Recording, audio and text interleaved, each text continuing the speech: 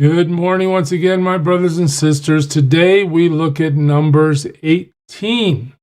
Now, we're starting to understand that God is clearing up some of the dysfunction in the community. Many have rebelled against Moses' leadership. Aaron has put his staff, or the Lord has asked Moses to put Aaron's staff in the tent of meeting along with all the other tribes' staffs. It ends up that Aaron's is the one that sprouts.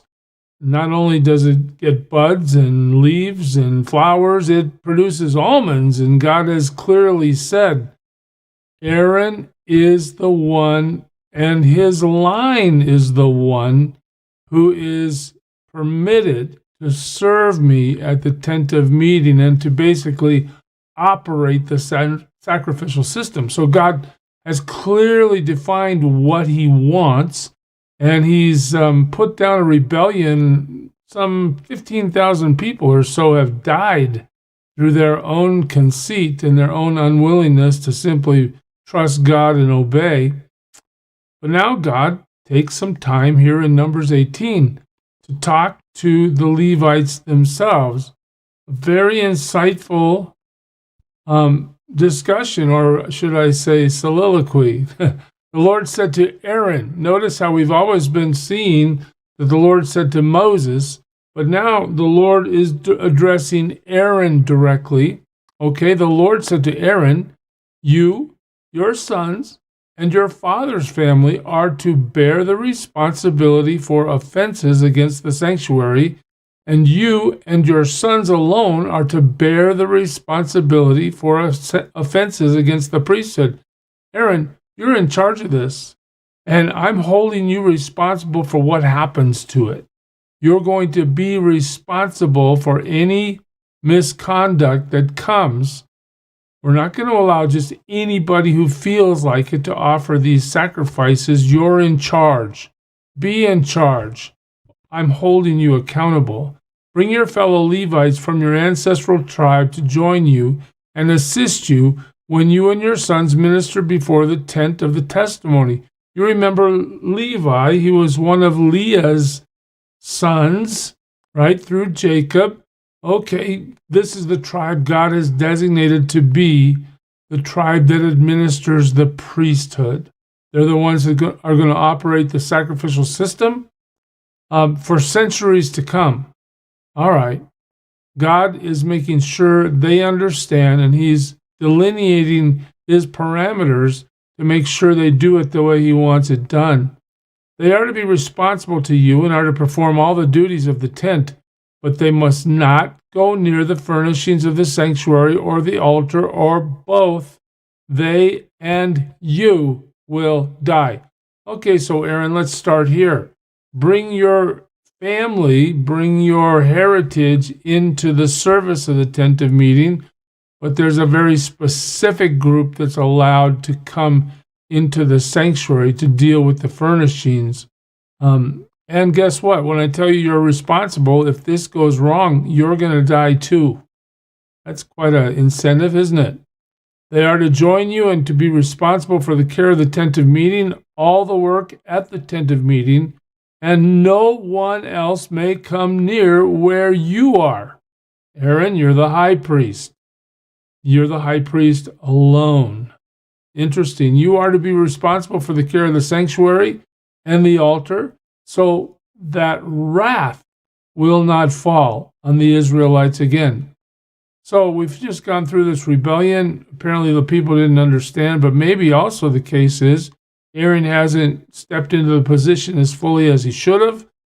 And now God is saying, look, you're going to be responsible for the next go-round of wrath if you don't step up and do what you're called to do. I myself have selected your fellow Levites from among the Israelites as a gift to you, dedicated to the Lord to do the work at the tent of meeting. Notice, it's a privilege to serve God at the tent, but only you and your sons may serve as priests in connection with everything at the altar and inside the curtain. There's a distinction.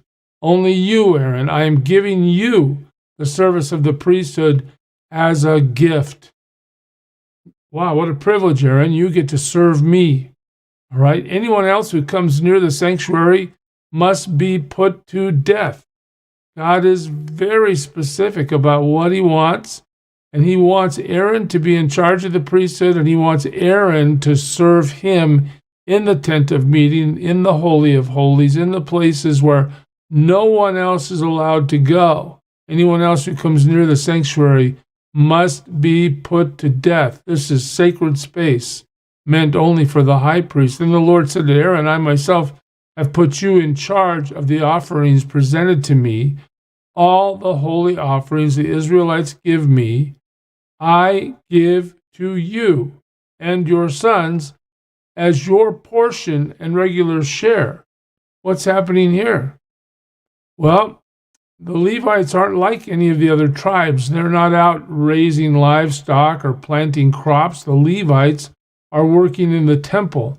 What does that mean? Well, they're never going to quit their day job, because their day job is to serve before the Lord. It's been a gift. It's a privilege given by God himself. So how are they going to eat? God's making a way for them right here. The offerings that the Israelites bring, that through the priesthood the Levites administer, those will be the provisions for the priesthood. All right. You are to have the part of the most holy offerings that is kept from the fire, from all the gifts they bring me as most holy things, whether grain or sin or guilt offerings. That part belongs to you and your sons. There's provision made for you here, Levites. Eat it as something most holy. Every male shall eat it. You must regard it as holy. In other words, when it goes through the sacrificial process, it becomes holy. Treat it with respect. It's set apart for God. This also is yours. Whatever is set aside from the gifts of all the wave offerings of the Israelites, I give this to you and your sons and daughters as your regular share. Everyone in your household who is ceremonially clean may eat it. So you're being provided for. I give you all the finest olive oil and all the finest new wine and grain. They give the Lord as the first fruits of their harvest. All the land's first fruits that they bring to the Lord will be yours. Everyone in your household who is ceremonially clean may eat it.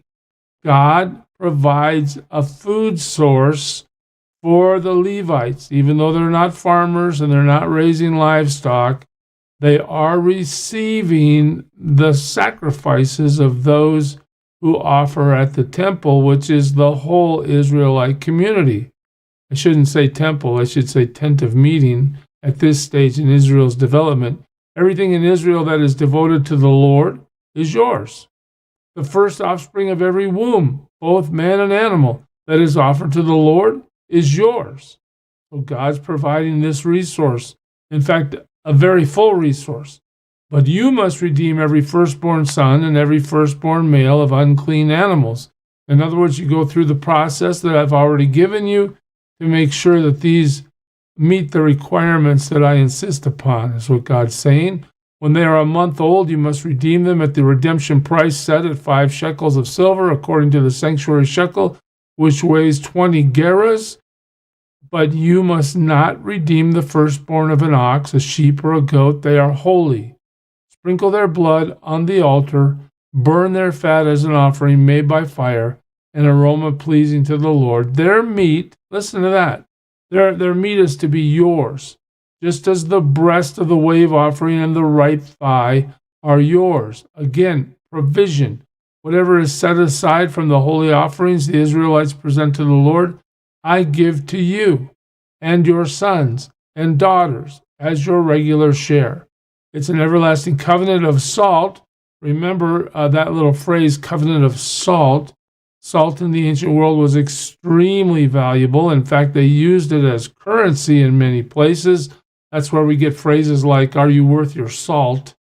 And so when God is reiterating what he's doing here and says it's an everlasting covenant of salt, he's reassuring the tribe of Levi and Aaron himself that this is a binding covenant that God is making before him. So it's an everlasting covenant of salt before the Lord for both you and your offspring. The Lord said to Aaron, again, notice Aaron is the one addressed in these versus you will have no inheritance in their land. Oh, so no property for you, Aaron, nor will you have any share among them. Okay, so you're not going to be living as the normal Israelite lives. You're being set apart. All right? You won't have any share among them. But look at this. He says, I am your share. I am your share and your inheritance among the Israelites. I am your share. That's a fantastic moment to think about the fact that God is saying, instead of having material blessings of property, money, livestock, whatever, you're going to have me. I'm the portion. As he told Abraham so many chapters ago in the book of Genesis, I am your very great reward. Now he tells Aaron, I'm your share. And praise God, what a share that is. Verse 21, I give to the Levites all the tithes in Israel as their inheritance in return for the work they do while serving at the tent of meeting. So when the people bring their tithes, the Israelites bring their tithes, guess what? The Levites receive those as their inheritance. All right, totally provided for. From now on, the Israelites must not go near the tent of meeting, or they will bear the consequence of their sin and they will die. Notice that God steps in again to reiterate this. This holy place and this inner place, the most holy place, is really sacred. And I don't want anybody just walking in here or assuming that it's nonchalant. There's no big reason to be fearful. No. Anybody who rolls in here just because they think they want to, they're going to die. All right? They must not go near the tent of meeting. Verse 23, it is the Levites who are to do the work at the tent of meeting and bear the responsibility for offenses against it. In other words, we have a tent of meeting patrols here where we make sure that nobody does what God has said not to do regarding this tent of meeting. This is a lasting ordinance for the generations to come. They will receive no inheritance among the Israelites. It's the Levites who are to do the work. Again, the Levites are God's priesthood. He is the one who has established them. He is now providing their inheritance, even though they're not working as a normal Israelite would work. Instead, I give to the Levites as their inheritance the tithes that the Israelites present as an offering to the Lord. So again, here we go, tithes, 10%. We saw tithes talked about way back in Genesis when Abraham gives a tenth of all he has to King Methuselah. Do you remember that? All right, so here we are in Numbers, and God's talking about 10% again. They present the offering to the Lord, and the Lord allows the Levites to have it. That is why I said concerning them, they will have no inheritance among the Israelites. They'll be completely provided for, but that security of having your own land and your own whatever possession, that's not meant for the servants that are offering the sacrifices. No, their share is God himself and the privilege of serving him in the tabernacle. The Lord said to Moses, so now we have a shift of character. We're not talking to Aaron right now, we're talking to Moses. Now remember, Moses is also a Levite, born to a Levite father and mother. God says to him, speak to the Levites and say to them, when you receive from the Israelites the tithe I give you as your inheritance, you must present a tenth of that tithe as the Lord's offering. So, hey, guess what, priesthood? Your job isn't going to be only to receive. I want you to present a tithe of what you receive as well, so that everybody in the community gets to understand that their obligation before God is to give and give their offering to him in the form of a tithe. Your offering will be reckoned to you as grain from the threshing floor or juice from the wine press. In this way, you will present an offering to the Lord from all the tithes you receive from the Israelites. From these tithes, you must give the Lord's portion to Aaron the priest. All right, so now we're tithing directly to the high priest, you must present as the Lord's portion the best and holiest part of everything given to you. In other words, I'm not looking for your leftovers, just as God claims the firstborn, just as God wants the first fruits that we share our or give our tithe to Him, our offering to Him of the very best that we have. He's demanding the same of the Levites. Say to the Levites, when you present the best part, it'll be reckoned to you as the product of the threshing floor or the winepress. You and your households may eat the rest of it anywhere, for it is your wages for your work at the tent of meeting. And by presenting the best part of it, you will not be guilty in this manner. Then you will not defy the holy offerings of the Israelites, and you will not die.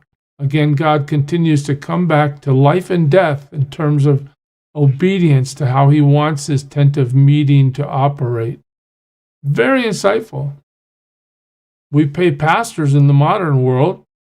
Sometimes pastors have to have two jobs because they can barely make it. Well, you see that in the tradition of God as He sets up the 12 tribes and prepares to have them enter into the promised land, God makes sure that the people that are serving Him are well cared for and have enough. Quite a lesson, church. God bless you. Serving well today.